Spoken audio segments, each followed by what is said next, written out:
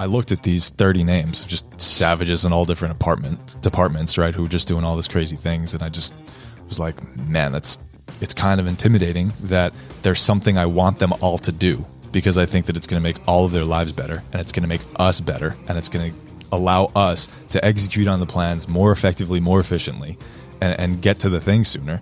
And I want to tell them all what I think they should do. And it was kind of scary, because I knew it was coming from a place of, it's going to help you guys in a big way, but I didn't necessarily feel that it was my place to be able to do that. You're the one who sends staff-wide emails, right? So, yeah, there was some intimidation around that. At Active Life, we believe that the healthcare clinic of the future is the gym. Everybody starts with the best case scenario in mind. Never sell anything to anybody who is not in the market for what you have. The only reason we work out is to create the opportunity to recover.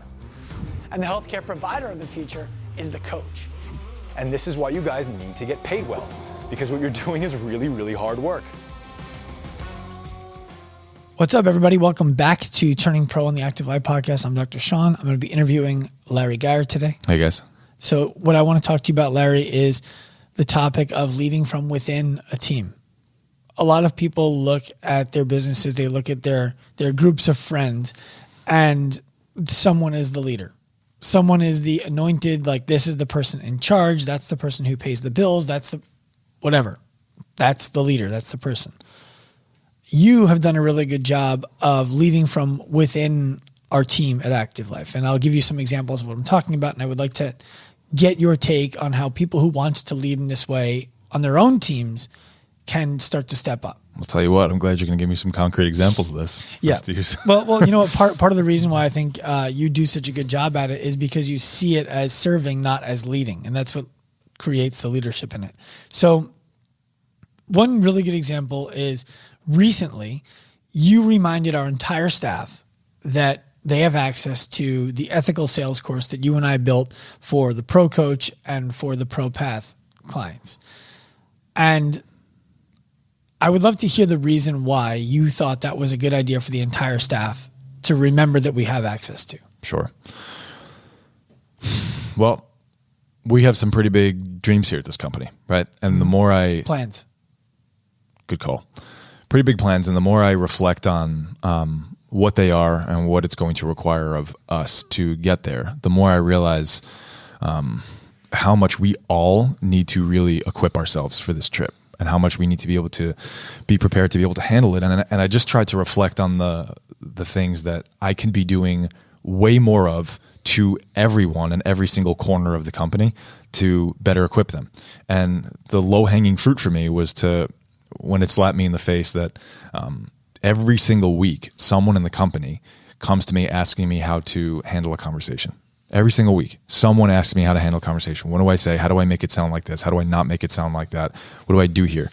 And it just hit me like, oh yeah, we built a 13-week fucking course that it wasn't easy for us to put together. I mean, we put it together quickly, but we hustled on it. Like, it's deep, it's gems. We put it together quickly because it was a building of all the things we've been doing for the last 3 years. Yeah, like, and more than that. Mm-hmm. You're whatever, years and years and years and years of all the things we've been learning passively and actively.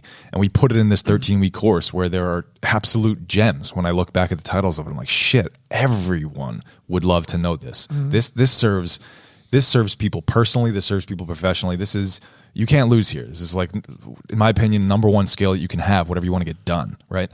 And I reminded them of that because I realized, hey, as much as I'm happy to be able to help people with these conversations all the time, what if I could be helping them with much more complex things down the road, because all these little things weren't bogging people down anymore, weren't tripping people up, and they were able to just handle these with grace and efficacy when they came up much more often. And so the reminder that course was there and that everyone on staff has access to it seemed like the obvious, immediate thing that I could be doing to remind everyone, so that they had a skill set that they don't necessarily feel confident about right now. It's interesting that you think of a sales course as a personal course that they can use in their everyday life that everybody would want to have. And when someone comes to you and says, I need to better communicate something, how do I do it? That you would think that a sales course would lead them to that. why is it that you felt like the sales course that we built is the solution for a lot of the communication issues that they're having? Let's start there and then I have a follow-up for you. Okay. Well, this course doesn't outline how to get someone to buy something. It's not what this is about. This course outlines the fundamentals of listening and how to hear people, the fundamentals of what motivates people to be alive in the first place, right? The fundamentals to people's well-being and why they pursue it and what that means and how to speak to it, right? Whether they're going to buy something from you or not. These things outline how to be a person and how to listen to people and how to relate to them in such a way that whether the sale, quote unquote, is financial or otherwise, that you can determine who someone is so you can better serve them, right? And when I say financial sale or otherwise, selling my mom on going to a more healthy restaurant than the one that she originally wanted to go and eat at is not a financial sale, but it's a sale and it's for her well-being, right? And so this course and then everything that goes in it reflects years of what has helped me better communicate with parents, girlfriend, friends, colleagues, clients. So that course, I want to move off the course for those of you who are going to send the DMs. I know the DMs are going to come. That course is in our Pro Coach and it's in our Pro Path. It's part of the education. We don't sell it as a standalone. You emailed me before you emailed the team about this, and you asked if you would be overstepping or if you have permission to send this out. What went through your mind before you emailed me if it was okay to send this to the team? Yeah, and I admit that I hate that. I hate that happened, but that's okay. I'm learning. No. I think it's I know why you hate that. The reason Larry hates that is because he knows he has my permission and he doesn't need my permission, that I trust him to do the things that he does extremely well. And he's annoyed that he felt that he needed to ask for the validation one more time. That's yes? Yep. Okay. So, but all that aside, it's valuable for people, especially in the beginning when they're working in a business, to send that email, to ask until them and their leadership has gotten on the same path around why things can be done, why things can't be done. So to answer your question, if I understand it, it's when I sat back and I looked at how many people are in the company right now. I think the email goes out to like 30-ish. Right. I looked at these 30 names of just savages in all different departments, right, who were just doing all these crazy things. And I just was like, man, it's kind of intimidating that there's something I want them all to do, because I think that it's going to make all of their lives better and it's going to make us better and it's going to allow us to execute on the plans more effectively, more efficiently, and get to the thing sooner. And I want to tell them all what I think they should do. And it was kind of scary because I knew it was coming from a place of it's going to help you guys in a big way, but I didn't necessarily feel that it was my place to be able to do that. You're the one who sends staff-wide emails, right? So, yeah, there was some intimidation around that. Okay. And what were you, I guess, not what were you expecting me to say, but what was you crafted the email with very intentional language that was obvious. You were basically telling me, this is why I think it would be valuable, and this is what I would like to do. Do I have your permission to do it? What detail did you feel like was really important to make sure you put into that so that you could get an educated decision? What into the request email from you're talking about? The purpose, process, and payoff of the email that I wanted to send. Okay. What do you mean by that? So I wanted to make sure that you knew why I wanted to send the email, what was going to be in it, and what it was going to achieve. Mm-hmm. And I know that you can't make an educated decision without that. None of us can. Right. So you should know, I've spoken with staff members since you sent that email yesterday, just because I have random staff meetings with random staff members all the time. Because it's the only way I get to know anybody on the team who is not on our executive team, if you will, or who I didn't hire before we started to grow. Yeah. And CEOs out there, start doing that because you're doing a good job of that. Thank you. It's hard. I believe that. Because it's also, you get on the phone, you're like, hey, so what do you want to talk about? What's your favorite cheese? It becomes a conversation that, it's worth it.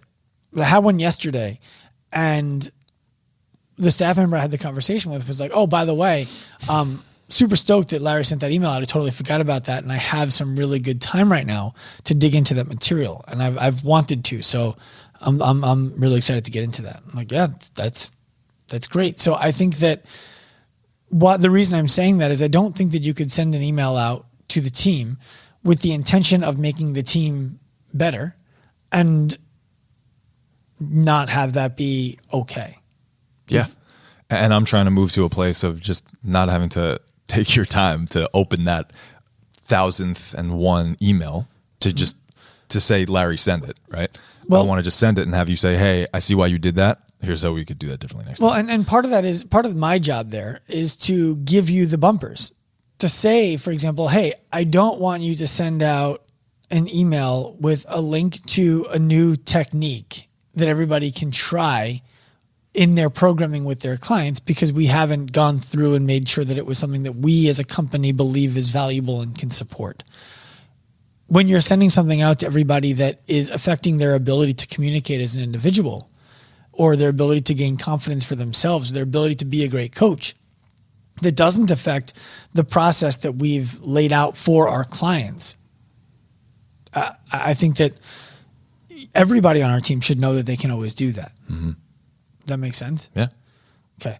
So why is it, do you think, that people come to you every week and ask you how to communicate differently? I don't know. Apparently people think that I'm good at it.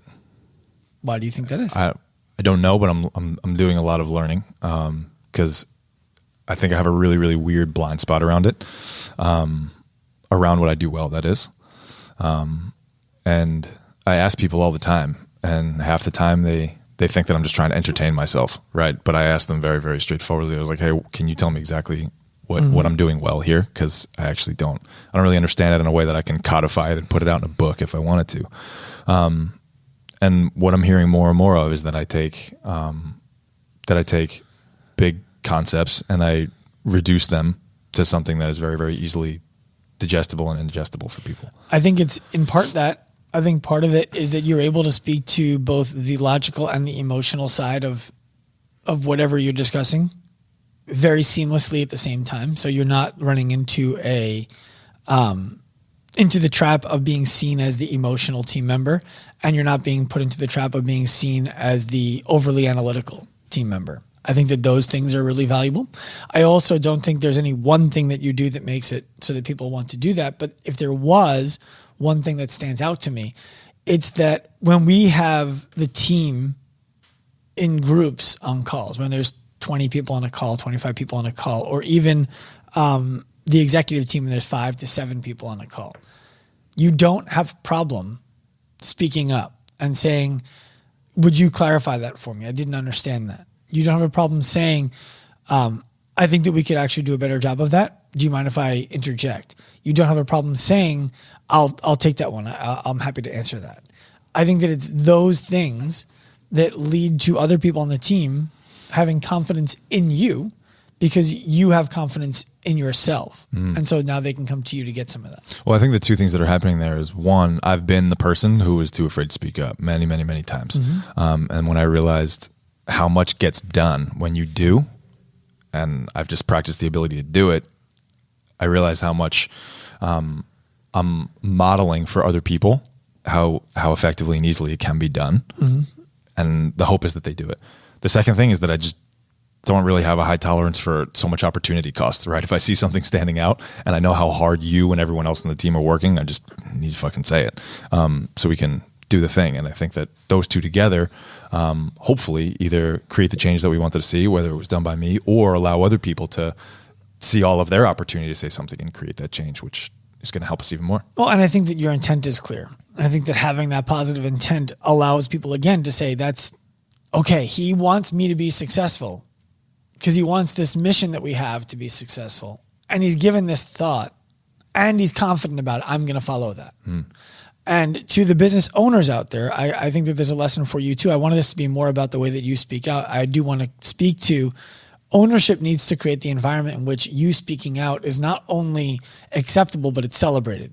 It's, I need to get input from everybody on the team so that we can make decisions as a team, not so that I can make decisions for the team. Well, I think one thing that makes you such an effective leader,